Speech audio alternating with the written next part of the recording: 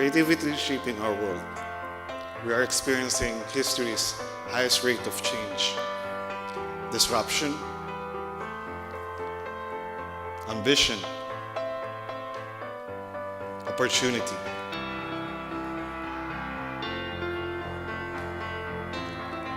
There's never been better time for you to innovate. And you're capable of more than what you think. You're capable today of more than what you can dream. Most of the people didn't realize this is the new era. This is not the time to preserve status quo. It's a time for action.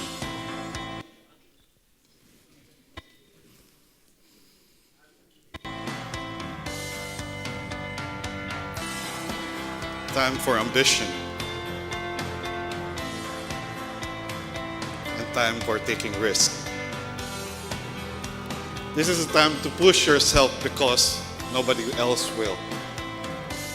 Because nobody else controls you.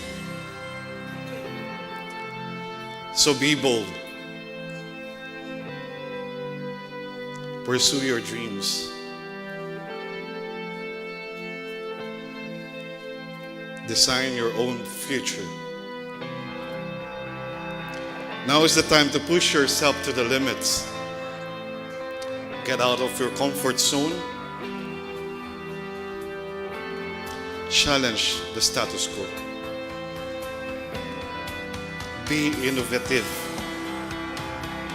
And make changes even if it seems hard.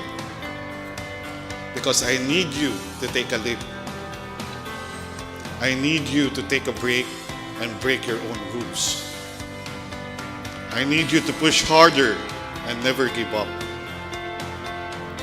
If you want to be better and faster, be curious. Be insatiable. Be different and unique. And remember, you don't need a big idea. You need a little idea that you can make it big. Be revolutionary, disrupt, or be disrupted, and that's entrepreneurial marketing. First and foremost, thank you very much. I would like to thank His Excellency Dr. Rashid Alim for inviting me on this wonderful Congress. Ladies and gentlemen, my name is Francis Medina. I'm the head of strategic marketing and business improvement for Hilti Middle East, Turkey, Africa. I'm also an entrepreneur. I'm a CEO of my company back home, FJ Prime Management Inc. in my home, Manila. What I'm going to talk about today is about entrepreneurial marketing, wherein I would like you to be a disruptor or to prevent to be disrupted. Who among on this room are entrepreneurs? Can you show up hands, please? Everybody, I believe, in this room are entrepreneurs, right? Okay. I would like to ask, who would like to be a disruptor? Show of hands. Only two. Or who would like to prevent to be disrupted? Okay. Nobody. I don't want to be.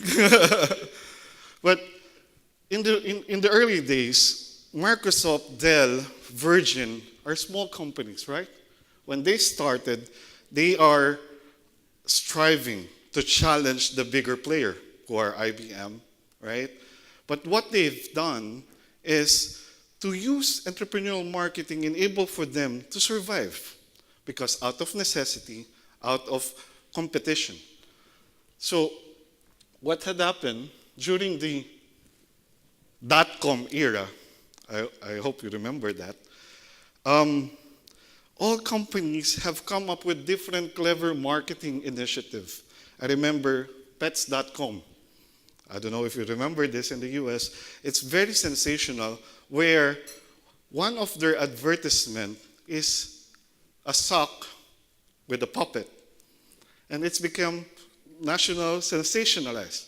So that's how entrepreneurial marketing to strive harder and be unique and able for them to pass the message towards to their consumer, towards to their customer. Entrepreneurial marketing is less about the marketing strategy. It's more about marketing sense and marketing spirit. Let me elaborate. Marketing spirit, in a sense that they're not going to be on the fundamentals of marketing. However, they are going to think, how am I going to survive? How am I going to challenge the bigger players in the marketing or in their industries? During 1970s, do you still remember this oil price? Pierre Wack was hired by Shell to be their futurist, to be the forecaster, strategist. When he was hired, the CEO of Shell told him, can you predict how much will be the oil price in the next coming 10 years? If I will be Pierre Wack, I will predict $20. That's easy, right? For the past 20 years, it's only $20. However, what he have done is to use scenario analysis. He have looked out from the business, look into the holistic approach, what could have happened. So he said, I think all the countries producing oil will put a cartel, right? And then 1.5 years, he said, the price of oil shoot up to $100. What had happened? So the CEO of Shell asked him, what had happened there? How did you thought about that? How did you thought about that? He said, if I will be the one of the countries, I'm going to talk to my colleagues and support that cartel. And that's what we call now OPEC. So that is a scenario analysis. What had happened and what they've done on that scenario analysis that Pierre Wack did is they put an action to it for them not to be disrupted. From number 7 in the world, Shell that time, they were number 2 in revenue and number 1 in profit. So that's disruption. Even before, we already have disrupting other industries. And that's one typical example. If you're not going to look from outside of your industry, only looking inside, then you're going to be disrupted.